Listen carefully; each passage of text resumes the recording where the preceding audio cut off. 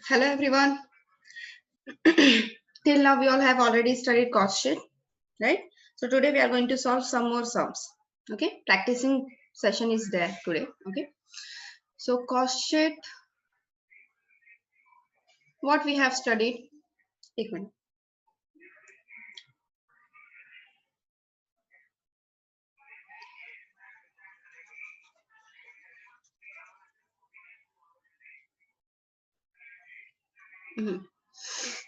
अब तक हमने सीखा कॉस्ट शीट. कॉस्ट शीट में नॉर्मल कॉस्ट शीट सीखा,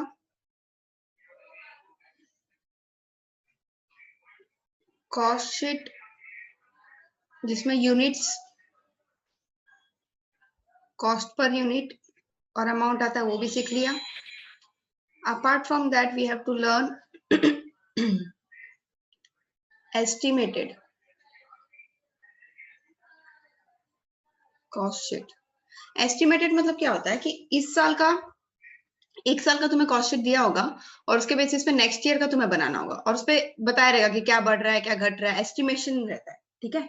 नेक्स्ट ईयर का मार्केट रीड करके बताया होता है, तो उस हिसाब से एस्टिमेटेड. और एक कॉस्ट शीट होता है जहां पर तुम्हें दो अलग अलग रेट्स दिए रहते हैं. ओके, सीपीयू अलग अलग आता है शायद से, या अमाउंट अलग रहता है, I don't know, but such kind of sum is also there. ठीक है, तो इस तरीके के भी सम्स तुम्हें सॉल्व करने होंगे और ये दो मैं अभी कवर करा दूंगी नेक्स्ट लेक्चर में. आज के लेक्चर में हम लोग सिर्फ और भी ज्यादा कॉस्ट शीट के सम्स सॉल्व करेंगे. ठीक है, let's all start. From the following information prepare cost statement for the year ended 31st March 2014. Okay,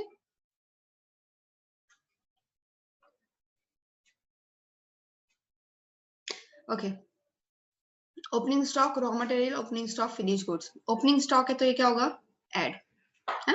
opening stock में आएगा ये रॉ मटेरियल में और ये ओपनिंग स्टॉक ऐड होगा. Purchase of raw material, purchase of raw material will get added to raw material. Direct wages तो अपने आप में एक हेडिंग है, डायरेक्ट वेजेस. पावर फैक्ट्री में जाएगा, works overhead.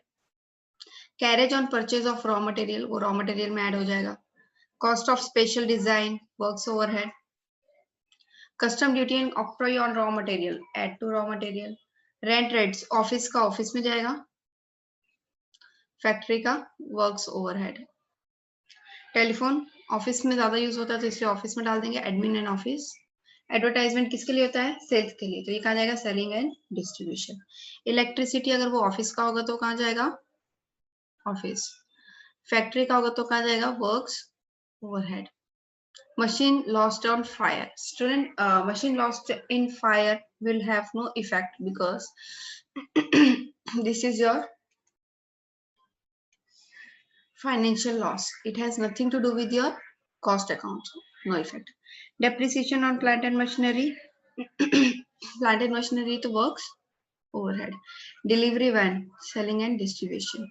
Income tax. Income tax also have nothing to do with cost. ये financial effect होगा. Salaries, office and admin. Donation, donation अगर तुमने दिया तो उसके कारण क्या तुम्हारा कॉस्ट बढ़ जाएगा, no. Establishment expense, establishment expense को हम लोग होल्ड करते हैं, देखते हैं इसका क्या इफेक्ट है. Establishment expense I think office में जाना चाहिए या तो फिर नो इफेक्ट होना चाहिए. Rent, showroom, selling and distribution. Interest on loan, no effect, क्योंकि तुमने अगर लोन पे इंटरेस्ट दिया है तो इसका क्या, इसके कारण तुम क्या अपना कॉस्ट बढ़ा लोगे.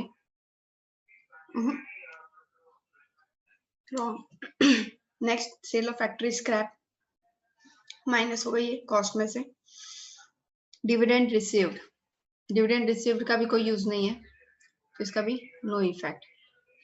डायरेक्टर्स फीस, वर्क्स ओवरहेड या तो फिर ऑफिस ओवरहेड, दो में से एक में इसको निकाल. मैनेजिंग डायरेक्टर नहीं है ना तो ऑफिस ओवरहेड ही बेटर रहेगा. Mailing charges for sale literature, ये कहा जाएगा selling and distribution. Closing stock, raw material का तो माइनस, फिनिश गुड्स का तो भी फिनिश गुड्स में से माइनस. क्लोजिंग हमेशा माइनस होता है, ओपनिंग क्या होता है, प्लस. अदर इंफॉर्मेशन क्या दिया है, 60% of telephone expenses related to office is 40% to sales department. मतलब टेलीफोन एक्सपेंस कहाँ है, इस पे स्टार मार्क कर दो। इसको दो हिस्से में डालेंगे, ऑफिस में अकेले नहीं जाएगा, ये कहाँ जाएगा, सेलिंग एंड डिस्ट्रीब्यूशन में भी जाएगा और ऑफिस में भी जाएगा। अभी देखो आई एम सॉरी, सी अगर तुम्हें कुछ बोला नहीं है, साइलेंट रहता क्वेश्चन, तो telephone definitely we all know कि वो ऑफिस में ज्यादा यूज होता है, बट यहाँ पर स्पेसिफाई किया है ना, तो स्पेसिफाई किया है तो ये कहाँ जाएगा, दोनों पार्ट में डिवाइड होगा। ठीक है, salary to be allocated to factory, office and sales department in the ratio 1:2:1। का है सैलरीज, ये देखो अभी तक मैंने सैलरी क्या हो रहा था, ऑफिस एंड एडमिन, क्योंकि मैंने एडजस्टमेंट नहीं पढ़ा था, बट अकॉर्डिंग टू एडजस्टमेंट ये ऑफिस एंड एडमिन में नहीं जाएगा, ये कहाँ जाएगा, तीनों डिपार्टमेंट में जाएगा। ठीक है, तो इसको भी हम स्टार कर देते हैं। ठीक है, स्टार मतलब एडजस्टमेंट करना है उस पर। Establishment expenses are to be apportioned equally between office and sale. Establishment charges office और सेल में 50-50 हो जाएगा। ठीक है, तो इस पे भी star mark. Sales are made to earn profit 20% on selling price. Student यहाँ पर देखो सेलिंग प्राइस है, अब तक हमने जितने भी सम किए उसमें क्या था, कॉस्ट प्राइस था, तो यहाँ पर यही एक अलग है जो तुम सीख सकते हो। ठीक है, सो ये क्वेश्चन पहले के क्वेश्चन से थोड़ा ज्यादा अच्छे लेवल का है। आई होप कि आप लोग एंजॉय करोगे इस सम को खुद से सॉल्व करना या लेक्चर अटेंड करना। Let's start solving it. You all know heading cost sheet होगा, steps, particulars, amount amount and amount. Direct material में opening stock at purchase, opening stock किसका, रॉ मटेरियल का, याद रखना रॉ मटेरियल का।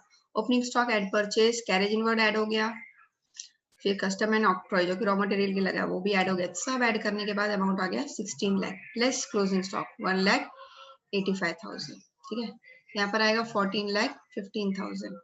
ठीक है, डायरेक्ट वेजेस, डायरेक्टली दिया हुआ था 12 lakh. Direct expenses, special design के जो डायरेक्ट एक्सपेंस किया 50,000। तीनों को ऐड कर देंगे तो हमें क्या मिलता है, प्राइम कॉस्ट। प्राइम कॉस्ट हो गया 26,65,000। ओके,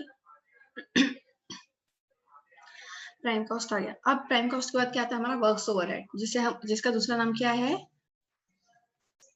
प्रोडक्शन ओवरहेड, या तो फिर एक और नाम क्या है, फैक्ट्री ओवरहेड। ठीक है, तो ये सारे नाम भी आप लोगों को याद होने चाहिए। Everything that is related to your factory. ठीक है, फैक्ट्री में क्या करता है, power, factory rent, factory electricity, depreciation on plant and machinery, factory salaries. देखो सैलरी जो था उसके बारे में क्या बोला था, 1:2:1, इसका टोटल कितना होगा 4, और सैलरी कितना था टोटल, कहाँ गया, देखना पड़ेगा, 1,20,000। ठीक है, 1,20,000 इंटू 1 डिवाइडेड बाय 4, 30,000 हो गया। यहाँ पर कितना है सैलरी, 80,000 कैसे हो गया, 60 to 500 आ रहा है क्या,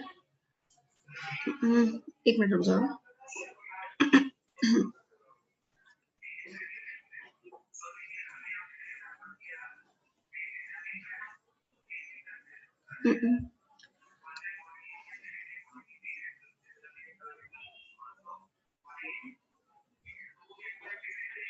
एक मिनट रुक जाओ, मुझे लेट मी सी। 99 तो पावर हो गया, ये कैरेज है, कॉस्ट, कस्टम ड्यूटी,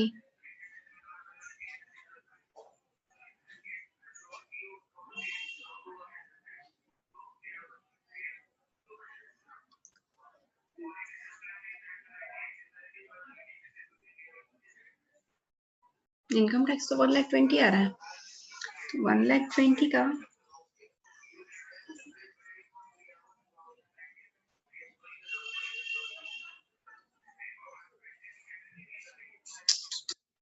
शायद 2,50,000 है, सॉरी 2,50,000 है। 2,50,000 इंटू 1 डिवाइडेड बाय 4, 4 से डिवाइड करते 2,50,000 को तो कितना आएगा,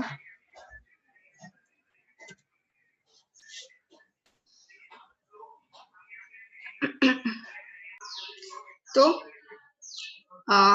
2,50,000 डिवाइडेड बाय 4 प्रॉपर 60 to 500 बराबर आया। आ गया, ये बराबर 62,500। Sorry, it was my mistake, दिख नहीं रहा था ना, मुझे लगा वो 1,20,000, सॉरी।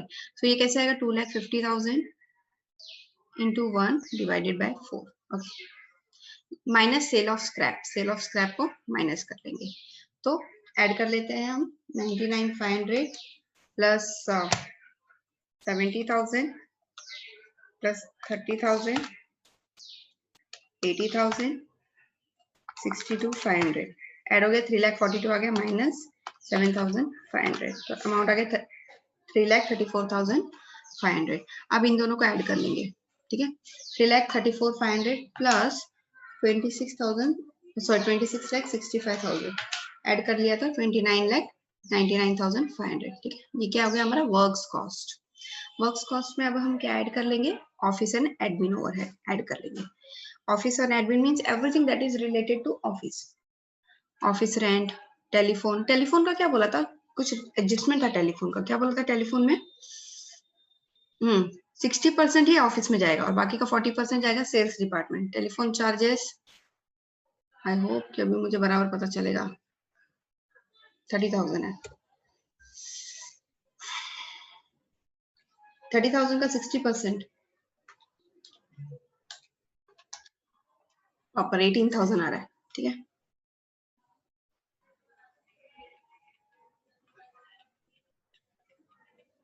ठीक है, ऑफिस इलेक्ट्रिसिटी, सैलरीज, सैलरीज का भी कुछ एडजस्टमेंट है, रुको wait let me see, salaries factory and office में कितना जाएगा 2, तो कितना करेंगे ऑफिस में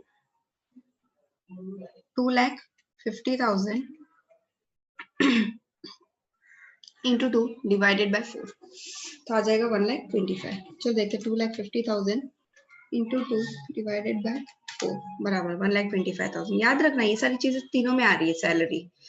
नेक्स्ट इस्टेब्लिशमेंट एक्सपेंस, इस पे भी कुछ बोला था 50-50 करना था इस्टेब्लिशमेंट एक्सपेंस को, किसमें किसमें 50-50, ऑफिस एंड सेल्स डिपार्टमेंट का इस्टेब्लिशमेंट, और अमाउंट है 70, नहीं शायद 1 लाख है, 1 लाख है, तो 1 लाख का 50-50 करेंगे तो 50,000 एंड 50,000 आ गया, ठीक है। दो डायरेक्टर्स फीस 60,000, वो तो कुछ नहीं बोला, तो अगर इसी की जगह मैनेजिंग डायरेक्टर लिखते हैं ना तो फैक्ट्री में आता है,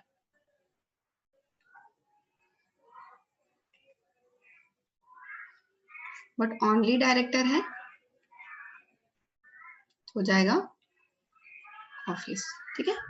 मैनेजिंग डायरेक्टर कहा जाता है वर्क्स ओवरहेड। आई होप आप लोगों को समझ में आ गया।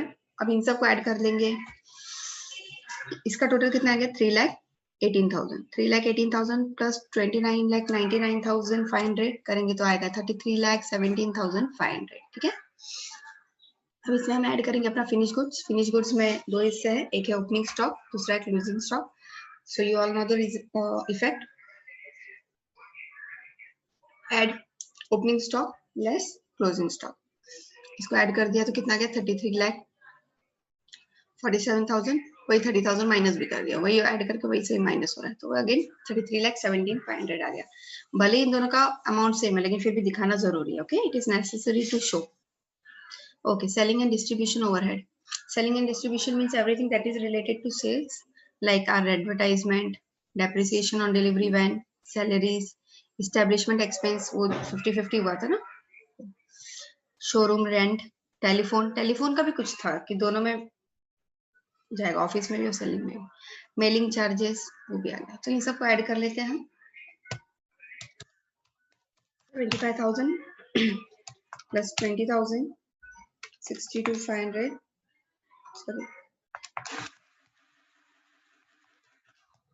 प्लस 50,000 65,000 12,000 10,000 2,94,500 प्रॉपर आ गया।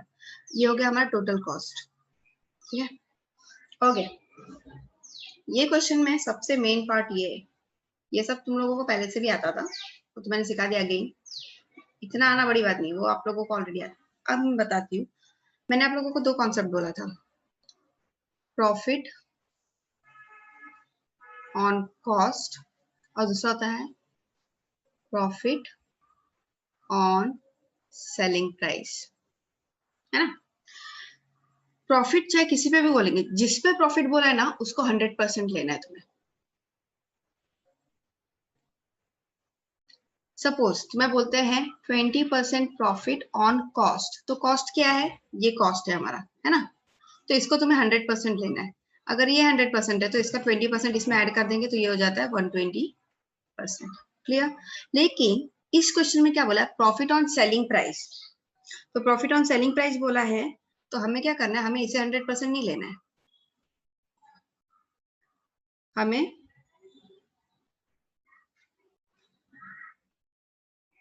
सेलिंग प्राइस को 100% लेना है। सेलिंग प्राइस 100% है, ये 20% है। रुको एक मिनट, क्वेश्चन में 20 दिया है ना, हाँ 20%, तो ये कितना हो जाएगा, ये 80% हो जाएगा।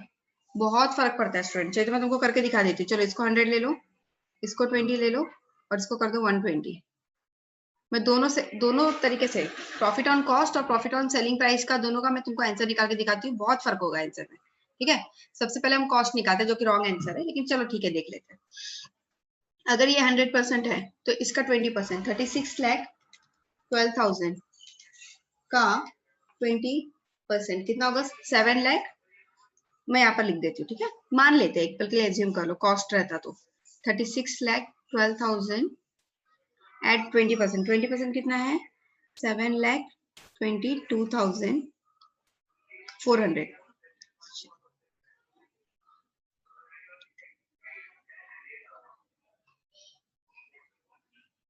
ठीक है, डिवाइड ऐड कर लो, आएगा 43,34,400। ये कब आएगा, अगर तुम्हें 20% ऑन कॉस्ट बोला होता तो, ये कॉस्ट पे बोला होता तो ये आता, लेकिन तुम्हें क्या बोला है 20% ऑन सेलिंग प्राइस। अब तुम्हें क्या करना है, तुम्हें 45,15,000 को 100% लेना है। तुम बोलोगे मैडम हमारे पास अमाउंट नहीं है, आई नो तुम्हारे पास अमाउंट नहीं है, और ये क्या हो गया 20%। अगर ये 100% है तो प्रॉफिट ऑन सेल 20% है, तो कॉस्ट कितना हो जाएगा 80%, क्योंकि इन दोनों को ऐड करके ही तो सेल आ रहा है ना। Getting my point. तो जब अगर ये 100% है और तुम्हें बोला है प्रॉफिट ऑन सेल इज 20%, तो ये अगर ये 100% है तो ये कितना होगा 20% होगा। ठीक है, अगर ये 100 है ये 20 है तो ये ऊपर वाला, बट ऑब्वियसली बचा कुचा 80% है। ठीक है, इस बात को समझो स्टूडेंट, ये बहुत मायने रखता है, एक वर्ड से सब आंसर बदल जाएगा तुम्हारा। ठीक है, चलो अगर ये 80% है, 80% अगर 36,12,000 है तो 100% कितना होगा, क्रॉस मल्टीप्लीकेशन मैंने आप लोगों को बहुत अच्छे तरीके से सिखा रखा है। चलो ये सब हटा दो, तुम्हें आंसर पता है, यहाँ पे 43,34 आया, जाने दो रॉन्ग आंसर है। चलो मैं तुम लोगों को क्रॉस मल्टीप्लीकेशन भी सिखा देती हूँ। 80% मुझे पता है 36,12,000 है, मुझे ये दोनों जानना है, तो क्रॉस मल्टीप्लीकेशन कर सकती हूँ। कैसे करूंगी, 36,12,000 इंटू 100 डिवाइडेड बाय 80 कितना आया 45,15,000, और इन दोनों के बीच का डिफरेंस 45,15,000 माइनस 36,12,000 कितना हो गया 9,03,000। इन दोनों के बीच का डिफरेंस जो है वो आ गया मेरा प्रॉफिट। ठीक है, तो कंफ्यूज करने के लिए स्टूडेंट को जानबूझ करके सब क्वेश्चन इजी दे देंगे, अचानक से बोल देंगे प्रॉफिट ऑन सेलिंग प्राइस, तो बच्चे कंफ्यूज हो जाते हैं कि सेलिंग प्राइस है कॉस्ट प्राइस है, ध्यान भी नहीं देंगे, वैसे ही निकालेंगे जैसे करते आ रहे। नहीं, profit on what, selling price बोला है कि कॉस्ट प्राइस बोला है, बहुत मायने रखते हैं तुम्हारे। ठीक है, तो ये तुम्हारा आंसर है, ये इस क्वेश्चन में कुछ अलग था। आई होप कि आप लोगों को अच्छे तरीके से समझ में आ गया होगा आज का question. Okay, so this is how you have to solve the sum. Okay, इस बात का बहुत अच्छे से ध्यान देना कि प्रॉफिट किस पे बोला है, सेलिंग प्राइस पे बोला है तो सेलिंग प्राइस हो जाएगा 100%, और अगर कॉस्ट प्राइस पे बोला है तो कॉस्ट प्राइस हो जाएगा 100%। ये है तुम्हारा कॉस्ट प्राइस और ये तुम्हारा सेलिंग प्राइस है ना, और ये तुम्हारा प्रॉफिट। कॉस्ट प्राइस में प्रॉफिट ऐड करते हो तो तुम्हें तुम्हारा सेलिंग प्राइस मिल जाता है। आई होप कि आप लोगों को समझ में आ गया होगा और मैंने ये पर्टिकुलर कॉन्सेप्ट तुम्हारा बहुत अच्छे से क्लियर कर दिया। ठीक है, सो this is it.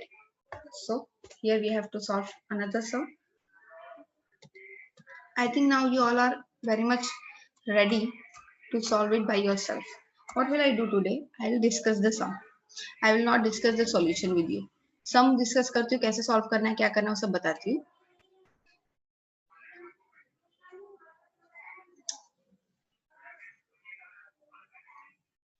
From the books accounts of the Vibhuraj Enterprise, the following details have been extracted from the year ended 31st March 2014. Corporate manager salary, office में जाएगा ना. Corporate मतलब क्या, ऑफिस ही होता है. Rent on plant, works overhead. Sales of defective raw material. Sale of defective raw material. Let me also see, ये doubt किसी student ने मुझसे पूछा था. Let me see. Less होता है. Sale of defective raw material will get deducted. Minus higher charges for special equipment. Special equipment का higher charges ये works overhead में जाना चाहिए. Office rent. Okay. Higher charges for special overhead. इधर works overhead या direct expense में भी जा सकता है. देखते हैं अब कहाँ जाएगा. Office rent of course office में जाएगा. Purchase of raw material add to raw material. Carriage inward add to raw material. Indirect material works overhead. Direct होता तो कहाँ जाता, रॉ मटेरियल में. Office expense office and admin. Insurance premium of stock of raw material. Insurance premium raw material का raw material में जाएगा.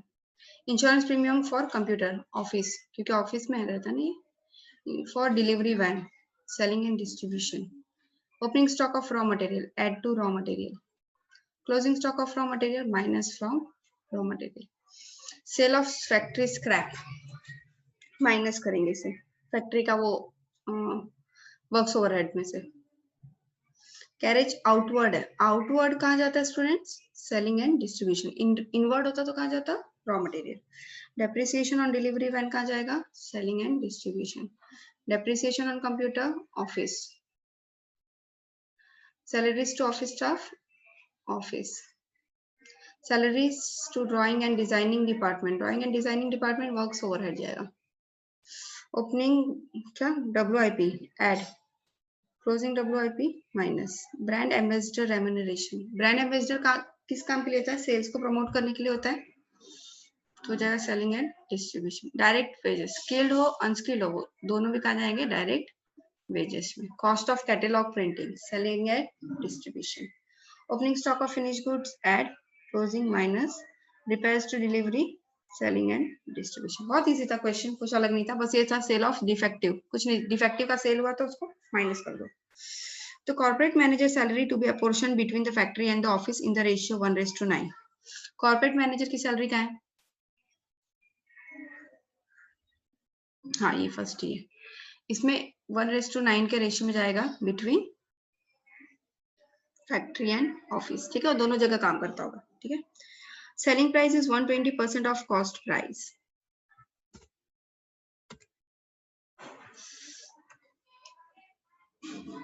This is your solution. Okay, everything is very much clearly mentioned. Direct material, opening stock है, purchase add करना है, carriage inward add करना है, sale of defective minus करना है. Everything is clearly given. कुछ भी इसमें नया नहीं है, बस ये देख लेना cost. ठीक है, आई होप कि आप लोग ये सॉल्व कर लोगे खुद से. प्रॉफिट देखो, भले 120% ऑफ कॉस्ट प्राइस बोला है, बट ये 20% होता है. ठीक है, 20% ऑन कॉस्ट.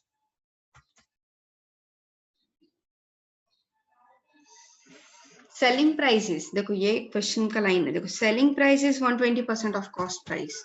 तो अगर मेरा सेल 120% है कॉस्ट का, तो ये अपने आप 20% ही हो जाएगा, राइट. तो ऐसे घुमा फिरा करके तुमने पूछते हैं और कुछ नहीं. कभी कभी ऐसा बोलेंगे, देखो profit 20% profit on cost, 20% profit on selling price, sale price. या तो फिर 120% profit, sorry, selling price is 120% of cost price. तो इसी तरीके से घुमा फिरा करके थोड़ा स्टेटमेंट लिख देते हैं, लेकिन हमें रीड करना आना चाहिए। सेलिंग प्राइस इज 120%, तो यानी कि सेलिंग प्राइस तुम्हारा 120% हो गया of what, cost price. Cost price 100 हो गया, तो बीच में क्या रहता है, प्रॉफिट ही रहता है ना। प्रॉफिट अल्टीमेटली कितना हो जाएगा, 20%। ठीक है, तो कुछ नहीं, वही स्टेटमेंट को थोड़ा घुमा फिरा के बोल दिया गया है और कुछ नहीं किया। ठीक है, आई होप कि आप लोगों को ये अच्छे तरीके से समझ में आ गया होगा। इस क्वेश्चन में एक अलग क्या था कि defective sale of raw material, किसी स्टूडेंट ने डाउट पूछा भी था, तो it will become easier for her to solve such sum. चलो एक और सम मैंने आप लोगों को दिया है प्रैक्टिस के लिए। The more sum you will practice, the more you will get perfection. From the following information, prepare cost sheet for the month of December 2014. Stock in hand, opening बताया। ओके, एक मंथ का ही बनाना है तुम्हें, कोई बात नहीं। कॉस्ट शीट एक month का भी बनता है, ये कोई पूरे साल भर का होना जरूरी नहीं है। सपोज कोई कंपनी एक मंथ ही प्रोडक्शन कर रही है, तो फिर एक मंथ का बनेगा कॉस्ट शीट। ये बैलेंस शीट नहीं जो पूरे साल भर का बनना चाहिए। ठीक है, सो 1 दिसंबर मतलब opening, opening add, opening add, opening add. ठीक है, raw material consume during the year. ठीक है, वो कंजम्पशन दिया है हमें। Work cost for the month after adjusting WIP, work cost में रेडीमेड दे दिया गया है। Cost of production of goods sold, ये भी दिया गया। Purchase of raw material add, carriage on purchase add, sale of finished goods, sale of finished goods इसका देखना पड़ेगा। डायरेक्ट वेजेस है। फैक्ट्री एक्सपेंस, डायरेक्ट एक्सपेंस है। Factory overhead, works overhead, admin office, selling and distribution, selling and distribution. This is the solution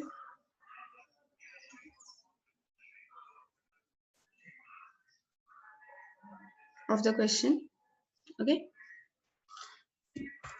यहाँ पर तुम्हें क्या बोला है, sale of finish goods 72,300। Student, जो सेल हम लोग फाइनली भी करते हैं वो सेल ऑफ फिनिश गुड्स ही होता है।